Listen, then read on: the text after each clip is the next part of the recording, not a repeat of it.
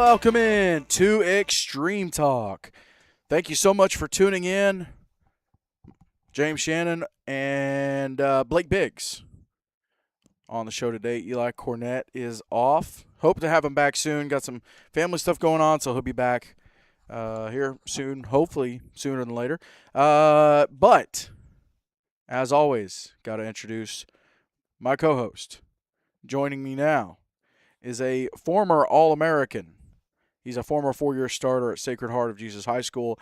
Future two-time Gatlinburg All-American Hall of Famer, Blake Biggs. James, that's a stretch. It's not. It's not. You listen, you played in the game, and then on the media side, you've been involved. Listen, okay? If I can make it, anybody can make it, okay? Well, I don't take anything away from what you've done, James. I feel like you've said it best. Like, 8-man wouldn't be. Well, maybe it wasn't you. I think it was Caps, but 8-man wouldn't be what it is without you in covering it. So let's not take that away from you. All right. I'll give you that. Yeah. Well, just about everybody's up and going. I think Arkansas is the only one that hasn't played games. AISA has had some games played. Speaking of AISA, we're going to have Coach Larry Nichols from Escambia Academy on the show here in a little bit. Talk about their season and the team. And they got a big one coming up Friday night, Blake. We're going to talk to him about the one he's got coming up. That's going to be a big one. But first, got to keep our tradition. As you know, here on the show this season, we have started having a moment of silence for the programs and conferences that are not around anymore. And Blake, give us the rundown. What are we at right now? Okay, so believe it is the CIFA conference, right? SIFA. SIFA, yeah. Yep. I don't know why I said C. Natchitoches, Freedom Life. I'm not going to say that whole name. Well, you were right. CFA, Christian Football Association. Yeah, Christian Football Association in South Carolina. CFA East. Yeah, CFA East. Rest in peace, them. And their 1-year history. All three of those teams. I believe that's been it so far. We have a couple new, a bunch of new teams now, on the, what's the word, obituary, so to speak. What's the word? Moratorium? Sure. Yeah. We'll go with that. Yeah. Do you want me to name one this week, or do you want me to stretch it out, or? Let's stretch it out. Let's stretch it out a little bit. Okay. First one, this one kind of hits close to home because this one's close to where I live. It's painful.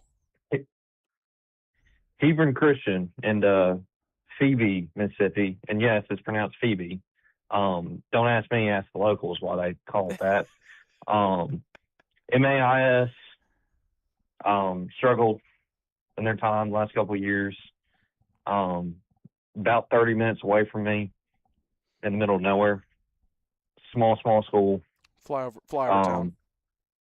Yeah, it's unfortunate to see them go. They couldn't field a team this year. And it's kind of sad because a couple of years ago, I think it was 2021, I looked and saw they were not able to field a team that year either. So this is, you hate to have something like that happen in such a short time span, so to say, because it kind of makes the future of your program, doubtful. But I don't know. We'll see moving forward. But you hit it for our buddy Nate Carr, Coach Nate Carr over there. Now, to be fair, I mean, you got Pleasant View Christian this year playing ball after not having football, so it's possible to bring it back. But ladies and gentlemen, at this time, for the previous mentioned programs and conferences, we ask that you join us in a moment of silence.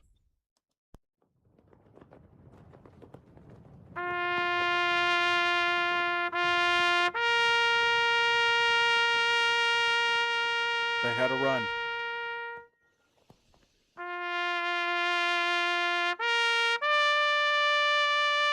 CFA had a great first season. SIFA were powerhouses. Hebron was on the way back.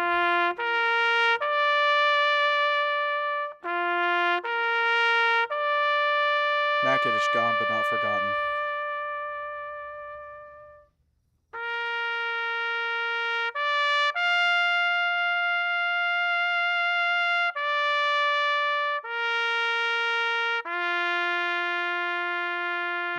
R.I.P. to these conferences and these teams. Thank you for joining us in this moment of silence. Now, better news. That was quick. In better news, so we did it last year, and I think this is a great way to do it instead of just running through every single score. Let's run through. I mean, it was supposed to be top 5. I've got 4, Blake. I think you've got 5. I do. So let's do that because you've got more. I'll let you start, and then we'll just go back and forth. So, let me pull up the stats for this game. High school football, if my internet wants to work, and it seems to not want to. Never wants to work. Here it is. Yeah, it never wants to work at the right time. No. So for my first one, I got to go Baker County versus Westwood. Baker County, a 9-man team out of Georgia. They were 8 last year. Now they're 9. And I think they're playing a mixture too. Yeah, and I think a lot of those 9-man teams are playing like a mixture of 8, 9, maybe 11. Yeah. It's a good format. I think it's pretty neat. Scored that game 40-48 in favor of Westwood.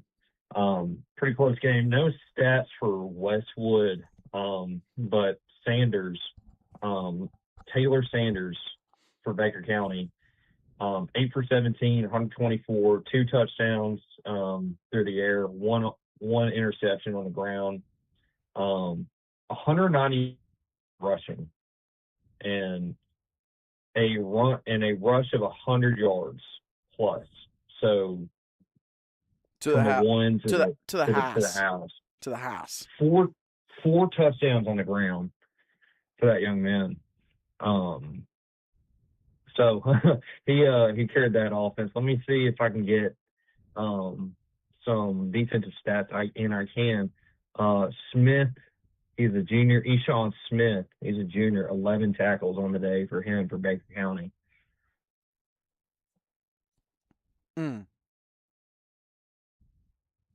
Bringing it. Absolutely bringing it. All right.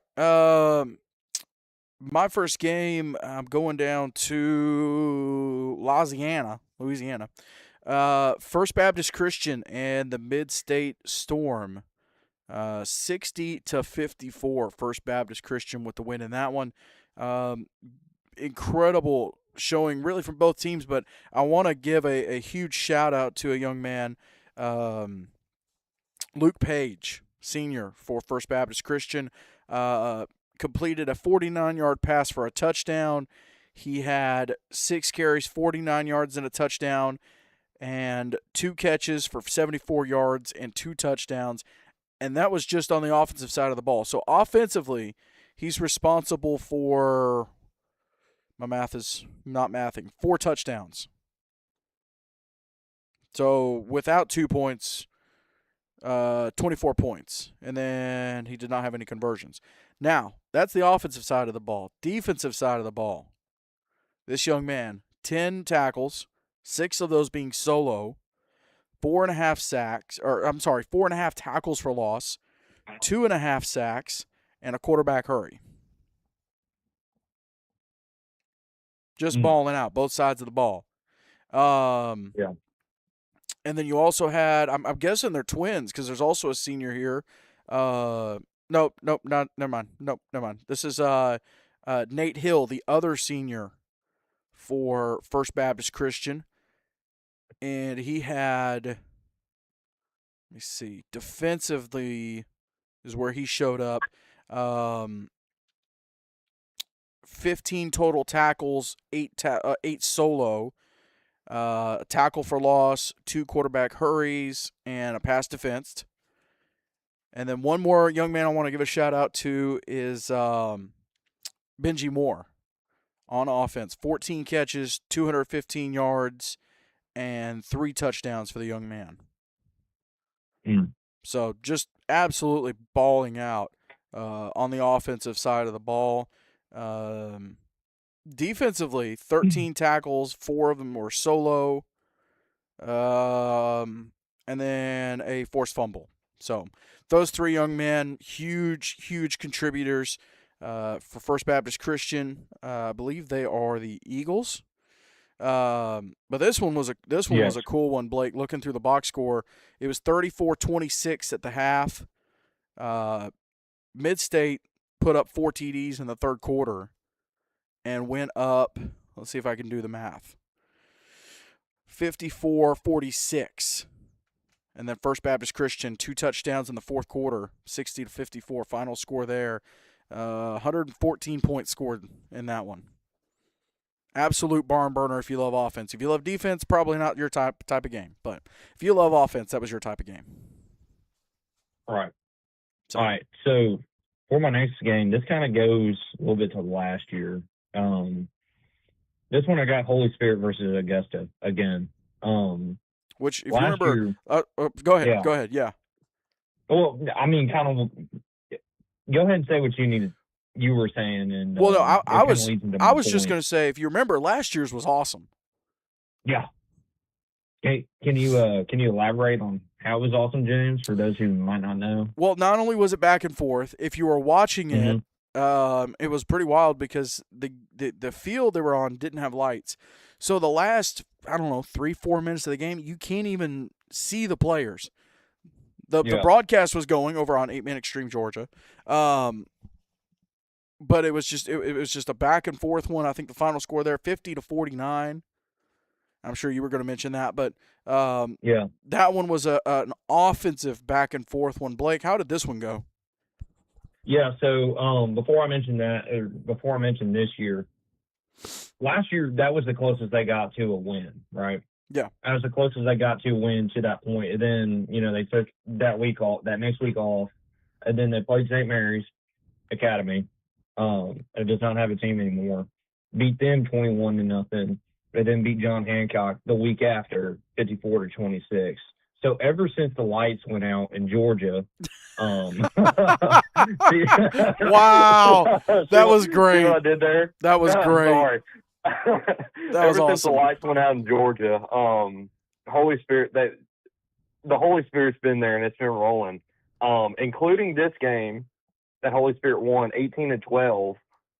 That's 3 straight games going back to last year. So they're on a win streak right now. Final score 18-12 in overtime. Let me see if I can. Yeah, so hang on. Both teams scored 6 in the first quarter. Then Augusta pulled before the end of the first half to a 12-0 lead and stayed that way until the fourth quarter, until Holy Spirit tied it up. And then Holy Spirit scored 6 in OT, which I'm assuming that's a walk-off.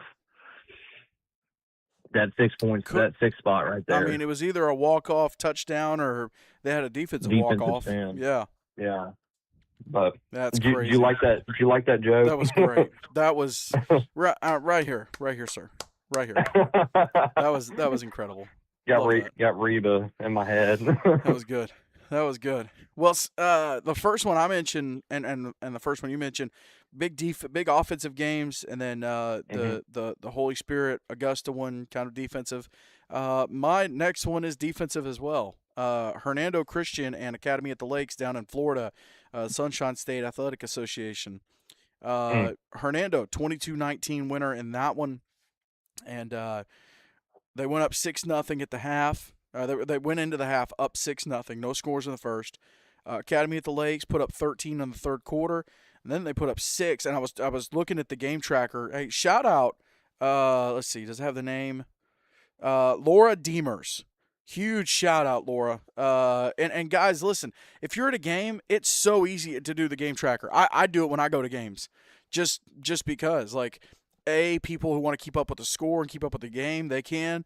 After the fact, people can go back and look at how the game went. But a huge shout out to Laura Deemers.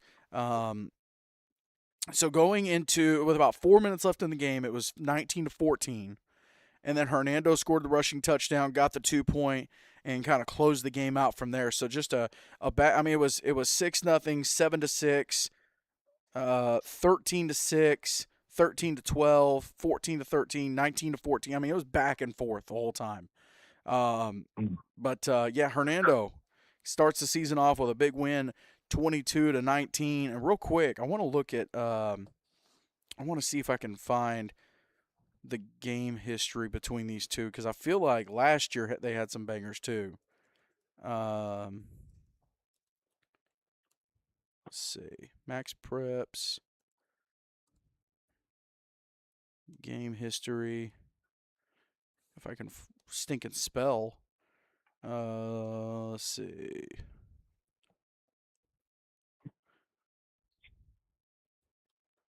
So there's Hernando. And then on the desktop, you can go game history. Perfect. All right. So let's look at this. Let's see. Hernando and Academy at the Lakes. So they've played each other 9 times, which is tied for Hernando and Geneva. Both teams have played Hernando 9 times. Hernando leads the series 6-3. So last year they lost in the playoffs, I think it was 32-21. They beat Academy at the Lakes 21-6 in the regular season. That would have been regular season. They beat them. They beat them in the regular season 21-6 and 24. So the last 3 games have been great. They played one in 2015. It was 36-28. 2014 it was 20-6. So these guys usually play each other pretty close. Right. So would have loved to catch that one live. I think that would have been great. But that's my second game of the week. Okay, so this one I got again. I'm going back to Georgia. I promise it's my last one. Are the lights going to stay on this time? Yeah. I just got Georgia on my mind, man. So. No, man. That's terrible, dog. That's terrible. I'm bad. Give me Coastal and Vidalia Heritage. Coastal, 8-man last year, made the move to 9. This year, of course, Vidalia Heritage finished in the top 25 last year of our poll. They did put a box score in. I'm not sure this is correct. According to Max Preps, Vidalia Heritage scored 42 in the first quarter. And then 19 in the second quarter. And then 6 in the fourth. I mean, so who knows, though, to be fair. Who knows? With Coastal going 18, 6, 6, 16, with the final score of 46 to, try to be mature here, James, 67. Nice. Stats, Alford, 9 for 13, 241. Basically a 70% completion with 5 touchdowns through the air. White. Let me see if I can get a first name on him. Trevor White for Vidalia Heritage. 224 yards and 5 touchdowns for him too. Wow. Now, O'Neal, 6 catches, 178 yards, 4 touchdown catches. Four touchdown catches on 6 catches. That's crazy. I feel like that's a stat line I'll take every day. Yeah. Yeah. Wow. There you go. Let's see. My next game of the week. I'm staying in Florida. Were you good? Were you good on that one? Yeah. Okay. My next one. I'm staying in Florida. First Academy Leesburg and Lakeside Christian. First Academy 40-34 winner in this one. It was 8-6 after the first quarter. It was 23-18 at half.